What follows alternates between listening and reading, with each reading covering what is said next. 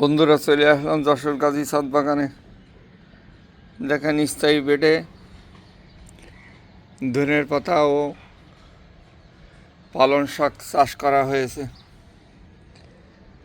আপনারাও লাগাতে পারেন। ধনের পাতা চাষ করা একেবারে সহজ পদ্ধতি। 1 ভাগ মাটি 2 ভাগ জৈব সার দিয়ে চাষ করলেই আপনার ভালো ধনের পাতা ও পালং শাক চাষ করতে পারেন।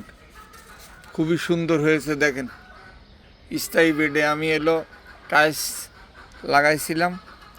এর ভিতরে আমি স্থায়ীভাবে মাছ চাষ করছিলাম।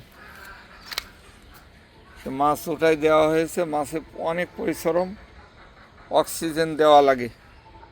তাই আমি এই পালং শাক ও ধনের পাতা চাষ করছি। আপনারাও করতে পারেন। আপনাদের পরিবারের চাহিদা মেটবে, আত্মীয় স্বজনেরও দিতে পারবেন। দেখেন, একটা পরিবারের কয়টা ধনের পাতা লাগবে আপনার। তাই বেশি বেশি গাছ লাগান। আর আমার যশোর গাজী ছাদ বাগানটি যদি পছন্দ হয়, বেশি বেশি শেয়ার করবেন, কমেন্ট করবেন, পাশে থাকা বেল আইকনটি বেজে দেবেন। আসসালামু আলাইকুম।